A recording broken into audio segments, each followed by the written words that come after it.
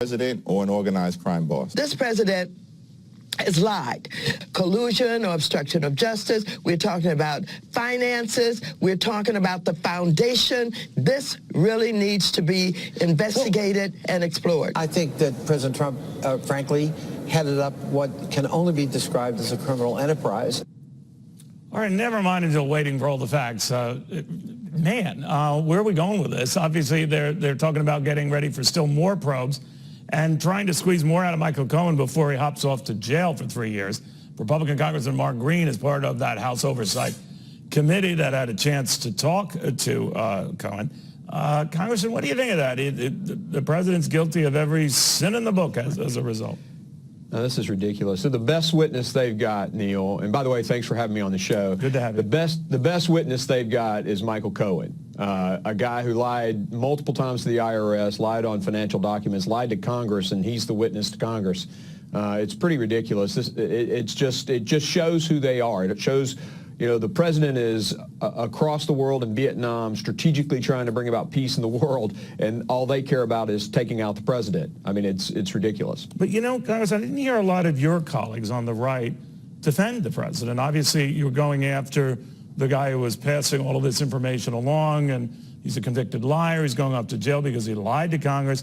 But some of his statements, everything from, you know, he's a crook, can't be trusted, he's anti-gay, he's a racist, the substance of the remarks were never challenged by Republicans. I wonder why that is.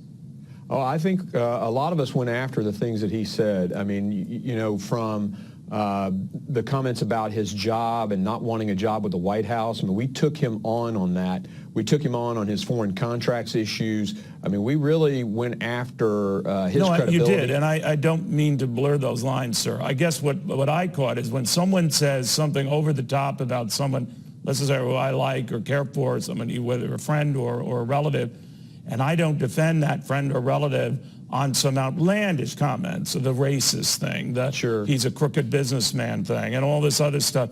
I just wondered why that is. Well, from the racist standpoint, you know, we talk about that. That conversation did come up. Even Congressman Tlaib accused Mark Meadows of being a racist, and there was a lot of pushback on that. Right, I remember. But it's very interesting, you know, AOC and the Democrats are out there being critical of the president as a racist, being critical of us. You know, we are anti-diversity, and yet if you don't think exactly like she does, she's going to put you on a list. I mean, that hypocrisy is mind-boggling, and yeah, we're taking that on.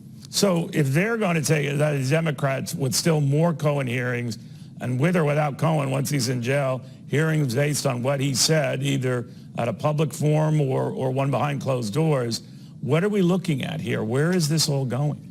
Oh, it's absolutely going towards impeachment. I mean, these guys they hate Donald Trump, and they're going to do everything they can to try to take him out. Do they tell you that? Do some of your Democratic colleagues whisper and say, this is where we're going with this?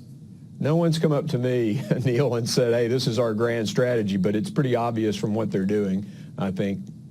All right, so what do you think the president should do in response? Now, he tweets the credibility issue of Michael Cohen, and that's fair game because Michael Cohen has been seen and reported on tape saying great things about the president, what a savvy businessman he is, how open he is to all races and people, and then just the opposite this hearing. So I get that and see that.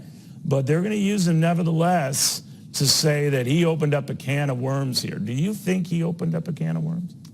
No, I don't think so at all. I mean, their goal is to just, you know, it's like Bush lied, people died, and they're going to just say it over and over again and hope that it sinks in. They're going to continue to say that Donald Trump is a racist. It's their game plan. They just keep repeating it over and over again in hopes that it sinks in and people accept it. And we're going to continue to push back. Again, you know, Mark Meadows brought up a worker who was a part of the Trump organization who said, no, I don't work for racists. And then he got accused of being a racist for bringing that up. So, yeah, we're going to push back and we're going to show the flaws in their reasoning. And we're going to talk about our president. And what he should do is just continue doing what he's doing. You know, working with North Korea. There's going to be another summit. I mean, the way that worked out was just perfectly. And do you think there's going to be another summit? Do you think there should be another summit?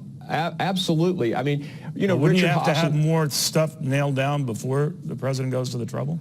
No, I don't think so. And let me explain. I think a lot of old school politics are about let's get the issue solved and then let's get the two leaders together.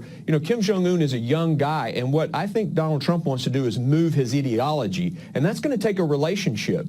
Earlier in your show, you had someone talking about Gorbachev and Reagan, and they developed a relationship that led to change. And I think that's what Donald Trump's doing. He's working on a relationship with this young man and young leader. You don't think that, the president really did go much more than halfway. I think any objective observer can say that. He traveled halfway around the world last summer to go to Singapore to meet this guy, did it all over again when the guy took a 2-hour train ride to get to the Vietnam summit. Yeah.